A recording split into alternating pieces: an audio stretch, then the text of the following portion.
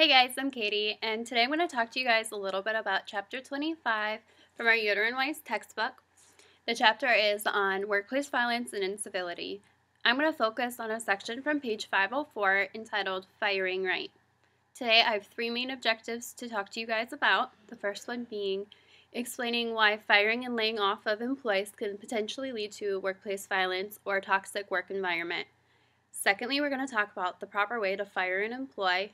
And thirdly, we're going to discuss why all of this is important to nursing managers today. So, objective one, why firing can lead to workplace violence or a toxic work environment for everybody.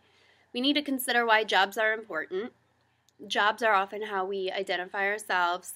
They're how we support ourselves financially and our family members. And, a lot of people just feel completely helpless if they lose their jobs. There's a lot of emotions involved in losing a job. People will often grieve it just like they do the loss of a human, a friend or family member, and it really entirely flips your world upside down. It's awful, especially with today's job market and our economic system.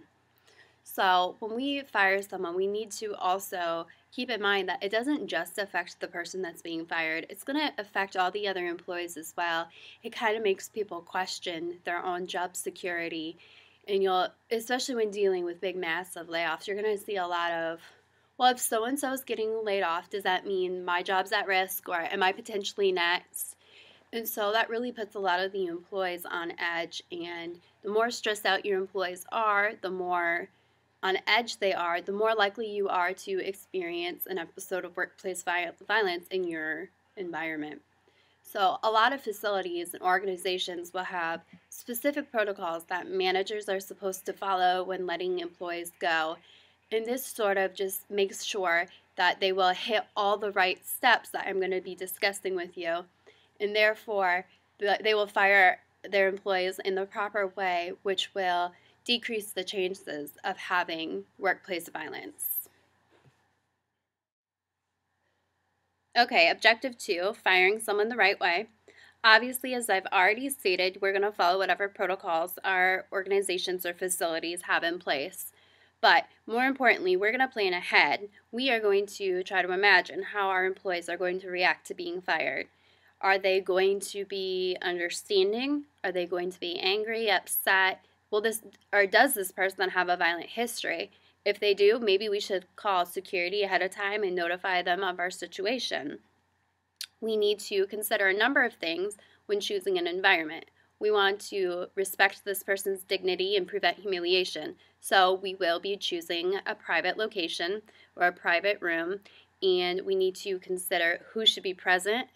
We need to make sure that this person is going to have a clear pathway to the exit. We do not want them to feel trapped or blocked in.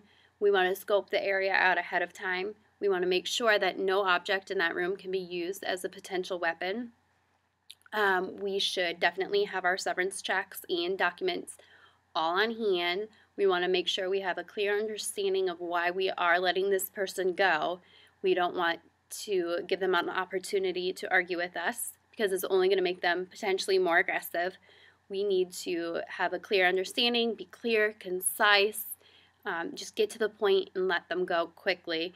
It's important to make immediate plans for this person to clear their locker and their desk. We don't want to give this employee any opportunity or any reason to come back at a later date or time, because doing so is only going to increase the risk of having a violent episode occur at the workplace. It's always important to remain professional in these situations and, again, respect this person's dignity and do everything you can to prevent humiliation and embarrassment. All right, guys. This is my employee, Millie. I am the manager, and I was told I need to let her go. Look at her. She looks violent. I should definitely be worried, huh? Okay, so what am I going to do? I chose a private environment. No one else is around, but I know she's violent. So I went ahead and I called security. Security knows that I am about to let this very angry dog go. So I come in the room. I scoped it out already. Okay, guys? I looked for weapons. I found this bone. It's got some sharp edges from her chewing on it, so I got rid of it. I didn't want her to use it against me. Then there was a ball. You know, sometimes she throws it at me when she's really angry. I got rid of it. So the only things left in my room, iPhone and a book. I don't think she's going to use it against me. So, Millie, I'm sorry, but I gotta let you go. You haven't been a very good employee. And look, I followed my protocols. I told her why. She's a good girl. Here, Mel. Go on. All right. So that was a really bad parody of how you could fire someone, but it gives you sort of an idea of what you can do. Okay, our final objective. Why is all of this important to nurse managers? Well, it's really important to nurse managers because they're quite often the ones that do the firing. So as BSN prepared nurses, most of us are going to be leaders and managers within the units we choose to work on. So we will be responsible for knowing how to do this. So to me, in my thought process, the biggest key to workplace violence is preventing it. And I think the best way to prevent workplace violence is knowing who you're hiring, which is also the job of a manager in most cases. So I think it's really important to know who you're hiring. You need to do your background checks. Listen to your gut instinct. What is your first impression of this person?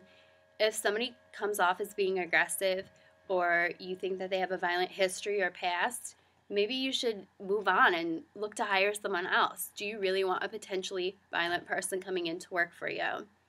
It's just really something that we need to consider. I think prevention is huge when it comes to workplace violence.